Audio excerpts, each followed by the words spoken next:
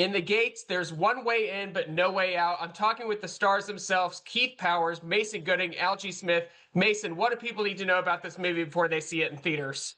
They need to know that this film is both a child of the greatest thriller films of its genre, while also inundating an audience with a level of social commentary that Must allows be the for an guys exciting up in theater here. experience as well as an insightful Don't we? conversation on the way home. Exactly. It really is. It's great social commentary. Algee, what was it like being a part of that? You were part of Detroit. Here you are in now a thriller, kind of comedy, kind of horror. What is it like to be part of a movie that has that social commentary with it as well? Yeah, man, it's so crazy. Not by choice either, but I've been a part of like 4 or 5 films, bro, that that have a strong social commentary to it, and I can't take credit for going out and seeking those. I just feel like they come to me. So, but I think it's important, man. I think one thing that I've stood on, just being an artist, period, for a long time, is just having something to say rather than They just can't be entertaining. certain this. And so I think when you can entertain and you can also give a piece of art that invokes conversation about things that are important and how we all live socially.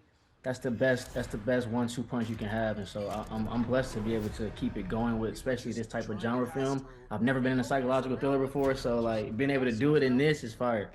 Right. It's such great addition to this. Keith, I got to know, you three are a trio in this movie, but you and Algee were on the New Edition story on BET. Did you both gang up on Mason in this movie? Yeah, naturally, I think we did in the film, like in the script. Yeah. I feel like Offset, not really. We would make jokes about each other, of course, because that's what you got to do. Like, when you real buddies, you gotta roast each all other. the time. Yeah. They call me little bitch boy. Hey, That's not true. That's not true. They're going to deny it. Who knows what to believe? Mason, this 2026 has already been a smash for you. Scream 7 come opening on. in theaters tomorrow. The Sir. premiere was recently. Here we are again with the gates. What has 2026 been like for you already?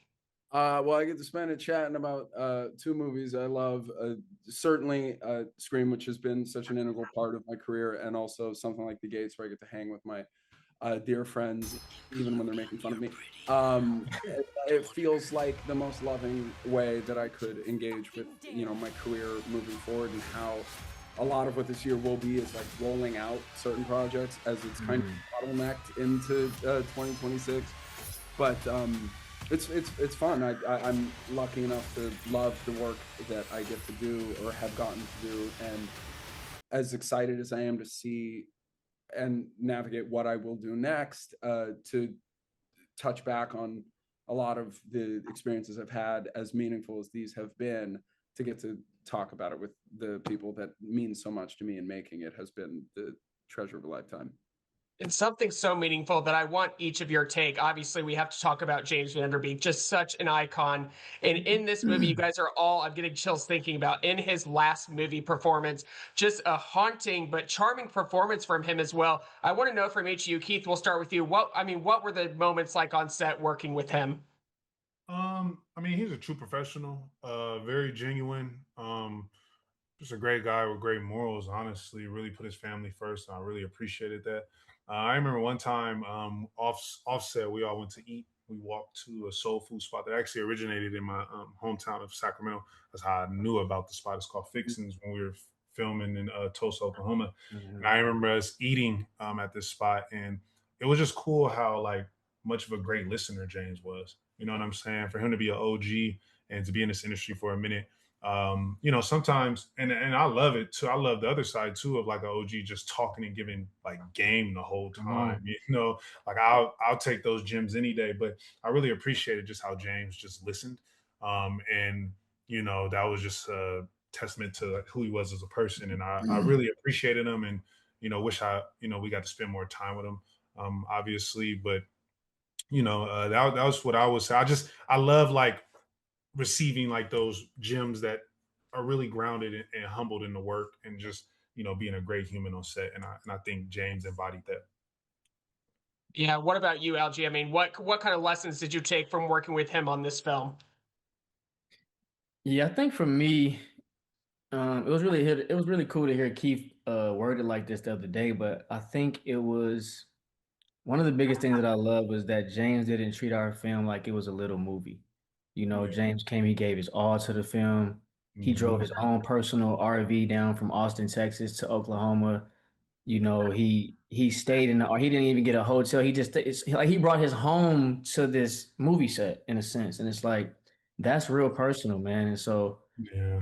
you know, to give it his all to, you know, I'm now looking at it as this film was his gift to us, you know, like this was his gift to us, and I appreciate it, man. But just watching him, the genuine person he is, he really cared about his family. He really cared about his real life outside of the industry.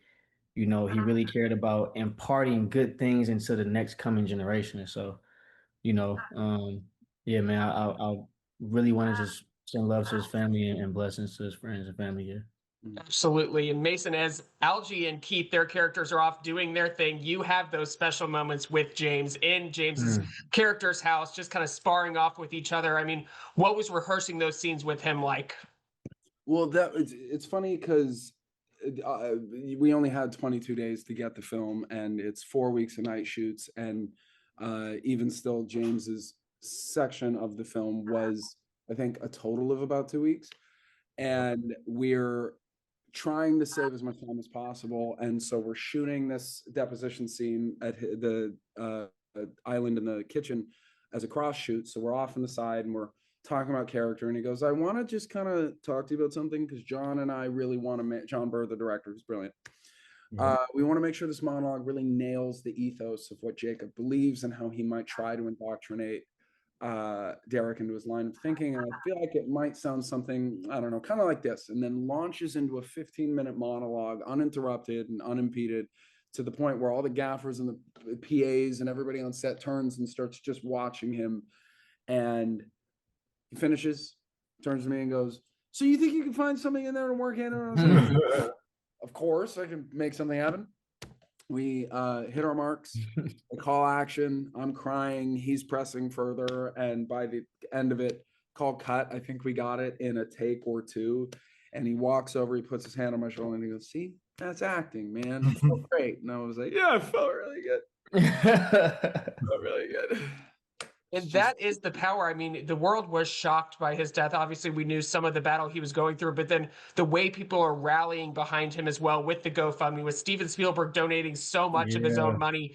I mean, it's such a great thing to see people rallying around his family, his friends. Algie, I mean, this movie will carry that legacy for James Van Der Beek's last film role. Well, I mean, what is it like to be part of that as well? Because you guys are all so terrific as a cast. Oh man, that's first of all, it's heavy, you know, to even think about. It's kind of crazy, man. I don't want to give away the film, so I won't say that part. But the other night, I just had a wild experience watching the film. It brought me to tears at a certain point in the film. But it's crazy. Like I just said a couple seconds ago, I feel like this is James's gift to us, and so you know, to be a part of his last project, one of his last projects, is just an amazing thing to carry with our legacy. And I think we have to we got to uphold that and respect him, especially with promoting this film, and just make sure that we do it right for him, you know. And getting that theatrical release is so important too. A lot of movies do that direct to streaming, or they do this little quick like, hey, we're just going to go to streaming, or we'll go to streaming after a week. But this one's getting the full theatrical release, the full blessing from Lionsgate. Keith, what is that like to just kind of promote this film and make sure people go see it in theaters? Because it's so fun to see it in a packed audience.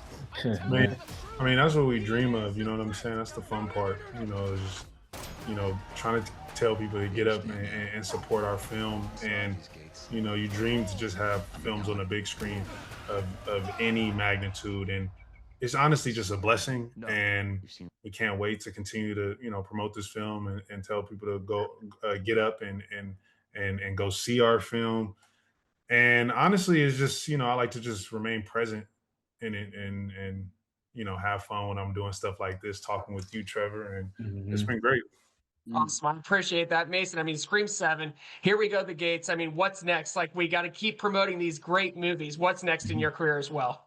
No, it's I mean, as of right now, I'm blessed to be able to focus on, Scream it came out and people will enjoy it this weekend.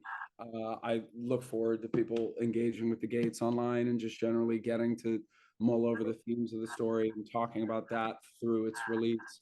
So please check it out. And then it's just off to the races from there. I have another movie with Netflix with Kevin Hart and Marcelo Hernandez, Ben Marshall, and Cam Patterson, and I'm excited to just allow the more fun elements of promoting a film, which is reuniting with people that I care so deeply about. In this case, Algee and Keith, and talk about something that means a lot to me, which is great movies. So. This trio is so much fun. James Van Der Beek as well, but it's a psychological thriller at the Gates in theaters March 13th. Keith, Mason, Algee, thank you so much for your time. Thank you, for Trevor. having us. Appreciate you, man. Awesome. Thank you.